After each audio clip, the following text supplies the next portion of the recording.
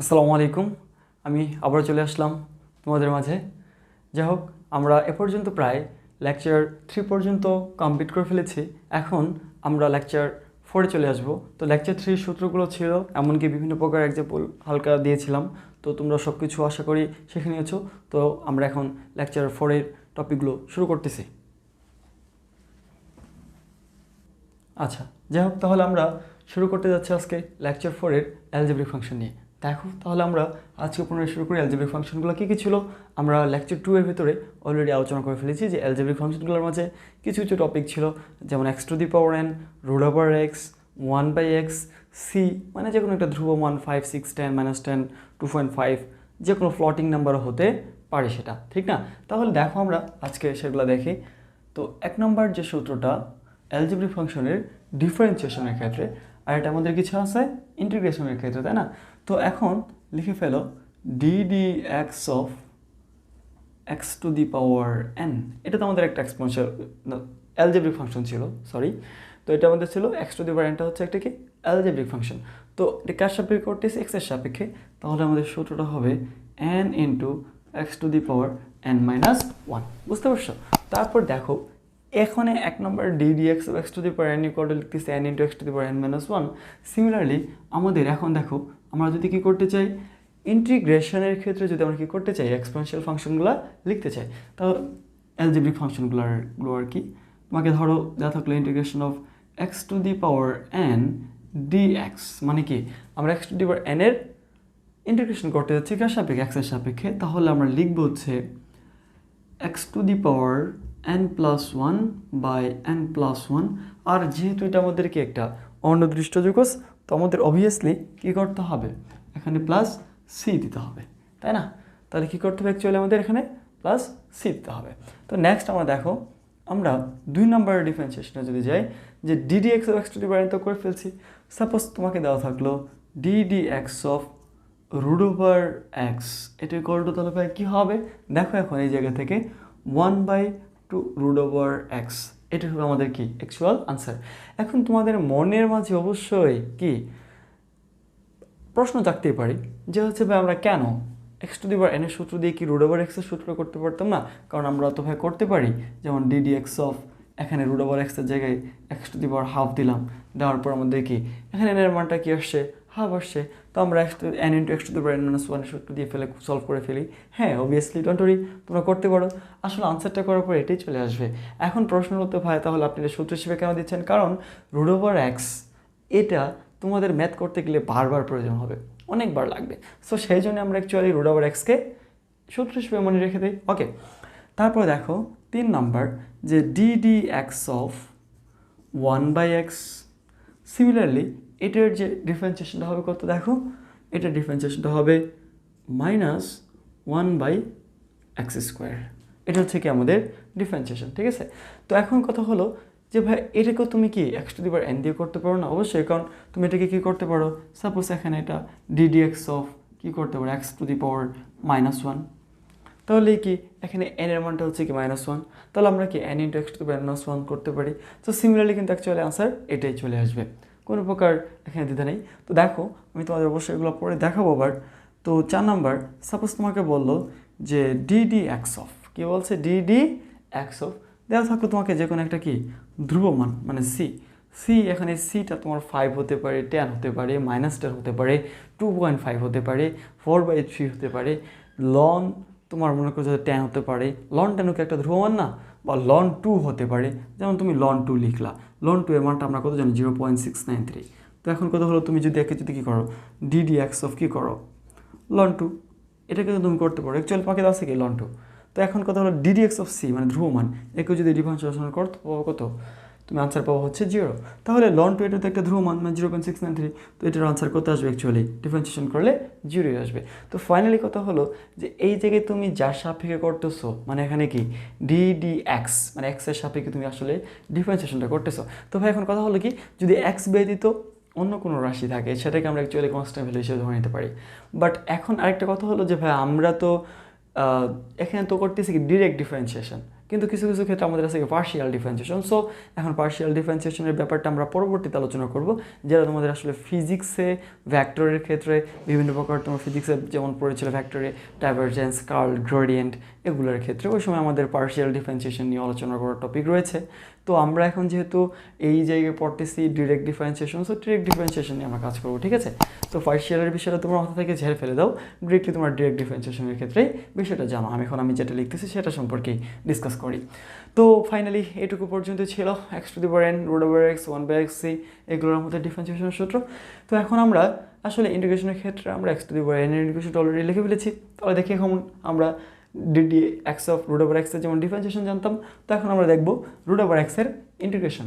এটা করতে পারি, আসলে রুট ওভার x এর শিখবো না, 1/√x এর, ঠিক আছে। দেখো তো 2 নম্বর সাপোজ থাকলো ইন্টিগ্রেশন অফ 1/√x, তারপর কি থাকলো ভাই তোমার dx। তো একে যদি আমরা ইন্টিগ্রেশন করে নিই, এটাকে করলে কি হবে, এটাকে করলে হবে ভাই আনসার 2√x প্লাস c, ঠিক আছে, 2√x প্লাস c। ওকে, তারপর দেখো আমরা এখন দেখতে পারি ভাই হচ্ছে কত ইন্টিগ্রেশন অফ, এখানে দেখো 1/x কে আমরা কি করেছি, ডিফারেন্সিয়েশন করেছি, করার পর পাইছি -1/x²। কিন্তু আমরা যদি 1/x এটাকে যদি ভাই আমরা ইন্টিগ্রেশন করি তাহলে কি পাবো। এখানে একটা কথা হচ্ছে, দেখো তোমরা যদি চিন্তা করো যে ভাই 1/x এটাকে আমরা x to the power n এর সূত্রে ফেলে দিই, তাহলে কিন্তু আসলে তো নিচে তো জিরো চলে আসতেছে, ইনফিনিটি অসংজ্ঞায়িত, সেই জন্য আমরা এটা করবো না। আসলে এটা একটা ডিরেক্ট সূত্র আছে, loan modulus of x plus c, এটি হলো আমাদের কি ইন্টিগ্রেশনের সূত্র। তো integration of 1/x dx equal to লেখা যায় কি ভাই, লন x প্লাস c, ঠিক আছে। তো এখন দেখো 4 নম্বরে দেখতে পারি সাপোজ ইন্টিগ্রেশন অফ, কি দেওয়া থাকলো, ইন্টিগ্রেশন অফ।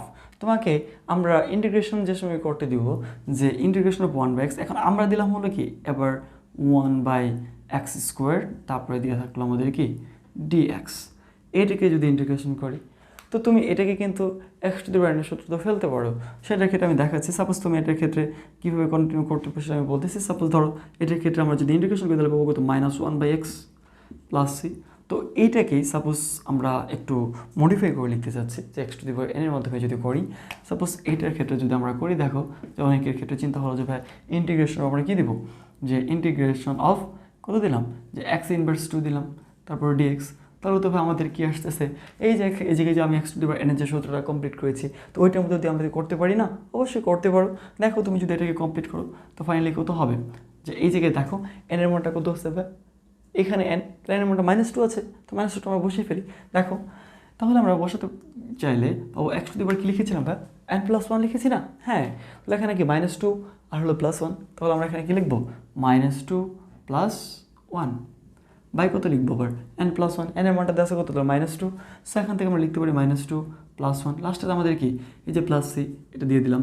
তো ফাইনালি এখন খেয়াল করো যে উপরে থাকতেছে কত, -2 থেকে তুমি যদি 1 বাদ দাও পাবে হলো কত, x টু দি পাওয়ার -1, আর -2 তে -1 বাদ দিলে থাকবে -1, লাস্টে প্লাস c। তো এখন কত হলো, -1 দ্বারা যদি কোনো কিছুকে ভাগ করি কী পাবো, -ই পাবো। তো মাইনাস থাকলে আর x ইনভার্সন সূচকের ফর্মুলা থেকে আমরা জানি যে সূচকের ফর্ম আমরা কী জানতাম, যে a ইনভার্স m, এটার কোডে লেখা যেত 1/a two the power m, যখন a is not equal to 0, ঠিক না, মানে এর মানটা যখন কি না হবে, 0 হবে। তো ফাইনালি এখান থেকে আমরা লিখতে পারি কত, 1/x প্লাস c। তো ফাইনালি তোমরা কিন্তু বুঝতে পারলা যে এটা আমি সূত্রটাকে হিসেবে ইউজ করতেছি, বাট আমরা কিন্তু আসলে x to the power n দিয়েও করতে পারতাম, বাট এটা কেন করলাম, কারণ এটা আমাদের বারবার লাগে, তো এটা মুখস্থ হিসেবে রাখাটাই বেটার, সেই জন্য আমি বললাম তো এই সূত্রটা মনে রাখো। ওকে, তো নেক্সট আমরা এখন দেখো তাহলে ভাই যদি তোমাদের কি থাকে যে সাপোজ তা থাকলো 5 নম্বর যে ইন্টিগ্রেশন অফ dx, এটি ইকুয়াল টু কত হবে, ঠিক না। তো ইন্টিগ্রেশন অফ কি দিয়েছি, dx, এই dx ইকুয়াল টু হবে তোমার অ্যাকচুয়ালি x প্লাস c, ঠিক আছে। তো এখন জাস্ট যে dx থাকবে এরকম না, থাকতে পারে ইন্টিগ্রেশন অফ তোমার কি থাকতে পারে dy, এটা ইকুয়াল টু আনসার হবে কত, y প্লাস c, বা ইন্টিগ্রেশন অফ তোমার থাকলো কত 10z, তারপর থাকলো কি d, এখানে থাকলো তোমার কত 10z। তো এখন প্রথম কথাটা হচ্ছে দেখো একটা জিনিস খেয়াল করো যে অ্যাকচুয়ালি কিন্তু এগুলো কিন্তু সূত্র, আমি জাস্ট এগুলো এক্সাম্পল দেখাচ্ছি ভাই। তো মানে এখানে জাস্ট আর কি এখানে ভেরিয়েবল এক্স ছিল আর এখানে ভেরিয়েবলটা তোমাকে দেওয়া হচ্ছে ওয়াই, কারণ এগুলো তো হচ্ছে কি কন্টিনিউয়াস, মানে যে কোনো ভেরিয়েবল আসতে পারে কন্টিনিউয়াসলি, চেঞ্জ হতে পারে, এগুলো ম্যাটার না, ঠিক আছে, এটা কোনোভাবে কোনো কিছু প্রবলেম না। তো এখন কথা হলো আমরা এখানে যেমন এক্সের সাপেক্ষে কী করতেছিলাম, ইন্টিগ্রেশন করতেছিলাম, আর ডিটা সামনে ছিল, সিমিলারলি এখানে কি ওয়াইয়ের সাপেক্ষে ইন্টিগ্রেশন করতেছি, ঠিক না, ডিটা সামনে ছিল সেজন্য ওয়াই প্লাস সি হয়েছে আর এখানে এক্স প্লাস সি হয়েছে। বাট এই জায়গায় খেয়াল করো এই ওয়াইয়ের জায়গায় কিন্তু আছে কি ট্যানজেন্ট, আর এখানে কি এই জায়গায় আছে কত ট্যানজেন্ট। তো সাপোজ আমরা এখানে ট্যানজেন্টটা দিলাম না, কি দিলাম, ইন্টিগ্রেশন অফ ডিরেক্টলি হচ্ছে কি আগেরটাও করা যেত, ওই তোমার হচ্ছে এক্স টু দি পাওয়ার এনের সূত্র পড়তো, কোনো প্রবলেম ছিল না। বাট এখন কি ট্যানজেন্ট, তাহলে এটা আনসারটা কী হবে, জাস্ট আমি তোমাদের এই ফর্মুলাটা বোঝানোর জন্য লিখলাম ট্যানজেন্ট প্লাস সি। বাট তোমরা যদি বলো যে ভাই আগে তো ট্যানজেন্ট ডিসক্রিমিনেট দিয়ে করা যাবে কি, হ্যাঁ করা যাবে, এই যে এক্স টু দি পাওয়ার এনের সূত্র, মানে তুমি যেটা আমি বলছিলাম আর কি যে ইন্টিগ্রেশন অফ, তো দিলাম প্রথম আমি তোমাদের ট্যানজেন্ট একটু আগে দিলাম, তো এখানে দিচ্ছি কত ট্যানজেন্ট। তো এখন কথা হলো কি এটাকে তুমি যদি ইন্টিগ্রেশন করতে চাও, দেখো এখানে কিন্তু কি x to the power n dx এটি equal to x to the power n plus one by n plus one plus C ছিল। তো এখন তুমি এই জায়গায় কিন্তু এক্সের সাপেক্ষে করছো অ্যাকচুয়ালি, ঠিক না। তো এখন তোমার এই জায়গায় কিসের সাপেক্ষে করতেছি, আমরা জেটের সাপেক্ষে ট্যান জেটের সাপেক্ষে করতেছি। সো এখন আমরা এর উপরে কি মনে মনে তাহলে পাওয়ার কি ওয়ান আছে না ভাই, হ্যাঁ। তো এখন এই জায়গায় দেখো আমরা যদি সূত্রটা ফেলে দিই তাহলে কত হবে, এখানে যদি লক্ষ্য করি তো এখানে এন এর মান ছিল N x to the power N, এখানে টেন জেডকে আমরা এক্স বিবেচনা করি, তো বিবেচনা করলে আমরা পাবো কি টেন জেটের পাওয়ারটা ভাই তোমাকে দেওয়া আছে কত ওয়ান। তাহলে টেন জেটের পাওয়ারটা যদি ওয়ান দেওয়া আছে আমরা লিখতে পারি টেন জেড, আমরা কি জানতাম উপরে ভাই লক্ষ্য করো তো এন প্লাস ওয়ান দেওয়া আছে না, তো এন এর জায়গায় আমরা কত বসবো ওয়ান, তো ওয়ান প্লাস ওয়ান বাই কত ওয়ান প্লাস ওয়ান লাস্টে প্লাস সি, তো ফাইনালি আমাদের চলে আসলো কত half into ten square Z plus C, এটা আনসার হতো। সো কোনো প্রবলেম না, ঠিক না। তো যতটুকু আমরা দেখতে পারলাম এটা জাস্ট আর কি এক্সাম্পল দেখালাম, আমরা অনেকগুলো ম্যাথ করব। তো এখন আমাদের সূত্র হিসেবে থাকলে এটাই, কিন্তু এখন লক্ষ্য করো তোমাদের যদি অনেক সময় দেওয়া থাকতে পারে একটা কনস্ট্যান্ট ভ্যারিয়েবল থাকতে পারে, তো 6 নম্বরে যে ইন্টিগ্রেশন যদি এটা এখান থেকে আমরা পাবো, তো লক্ষ্য করো এখন এই জায়গায় আমরা একটা জিনিস দেখবো, সাপোজ তোমাকে দেওয়া থাকলো এম, একটা তোমার হচ্ছে কনস্ট্যান্ট ভ্যালু, এম হচ্ছে একটা তোমার কি কনস্ট্যান্ট ভ্যালু, তাহলে এম তারপরে তোমাকে দেওয়া থাকলো কি ডি এক্স, এটা ইকুয়াল টু কত হবে, তাই না। তাহলে এখন একটা জিনিস খেয়াল করো, এটা ইকুয়াল টু হবে আনসার আসলে তোমার কি এম এক্স প্লাস সি। এখন প্রশ্ন বলছে ভাই এটা এম এক্স প্লাস সি এটা কেমনে আসলো, হাউ ইজ ইট পসিবল, এটা কীভাবে সম্ভব। আসলে কঠিন তেমন কিছুই না ভাই, জাস্ট একটু লক্ষ্য করো আর মনোযোগ দিয়ে ভাবো তাহলে হয়ে যাবে। দেখো তো তোমাকে এখানে কি এমটা দেওয়া হচ্ছে না, এখন একটা কনস্ট্যান্ট মান, তো এটাকে আমরা কি বাইরে বের করতে পারি না, অবশ্যই করতে পারি। তাহলে তুমি এটাকে বাইরে বের করে ফেলো, তো ফাইনালি কী হবে দেখো তো, এটাকে তুমি যদি করতে চাও তো এমটা একটা ধ্রুবমান বাইরে রাখলা, ঠিক না। তো বাইরে রাখার পর তারপরে কী থাকলো অ্যাকচুয়ালি আবার ডিএক্সই থাকলো, এটা ইকুয়াল টু কী লেখা যায় দেখো তো, এই জায়গা থেকে 5 number d x equal to x integration of d x equal to x plus c. So আর এমটা তো একটা ধ্রুবমান ছিল এম থাকলো, আর এই ডিএক্সের ইন্টিগ্রেশন তাহলে কত হবে 5 নাম্বারে আমরা জানতাম এক্স, তাহলে কী লিখবো যে এক্স প্লাস সি। অ্যাকচুয়ালি এখান থেকেই কিন্তু তোমার এই প্রবলেমটা আসছে, তো আনসারটা। তো ফাইনালি আমরা বুঝতে পারলাম যে আসলে আমাদের ইন্টিগ্রেশনের ক্ষেত্রে অ্যালজেব্রিক ফাংশনগুলোর ক্ষেত্রে কোন কোন টপিকগুলো আমরা প্রয়োগ করতে পারি, ঠিক না। তো মোটামুটি আমরা এটুকু পর্যন্ত জানতে পারলাম। ফাইনালি আমরা বলতে গেলে তাহলে কী করলাম তাহলে, যে ইন্টিগ্রেশনের ক্ষেত্রে অ্যালজেব্রিক ফাংশনের ডিফারেন্সিয়েশনের যে সূত্রগুলো আছে সেগুলো আমরা কমপ্লিট করে ফেললাম, এবং হচ্ছে কি ইন্টিগ্রেশনের ক্ষেত্রে যে সূত্রগুলো ছিল সেগুলো ইনশাল্লাহ কমপ্লিট করে ফেললাম। তো আমরা এই সূত্রগুলো আমরা তাহলে কয়টা টাইপের সূত্র পড়ে ফেলছি অলরেডি, দুইটা, একটা এক্সপোনেনশিয়াল একটা অ্যালজেব্রিক, ঠিক আছে। তো ইনশাল্লাহ লেকচার 4 এটুকুই থাকবে, আমরা পরবর্তী লেকচারগুলোতে আবার আসবো। তো এ পর্যন্ত যে লেকচারগুলো আছে তোমরা অবশ্যই আশা করে ভালোভাবে পড়ে শেষ করবা। নেক্সট আমাদের জন্য যে নেক্সট যে লেকচারগুলো আছে সেগুলোর জন্য অবশ্যই তোমরা নিমন্ত্রণ থাকলো তোমাদের, তোমরা চলে আসো। ওকে, আল্লাহ হাফিজ, ভালো থাকো।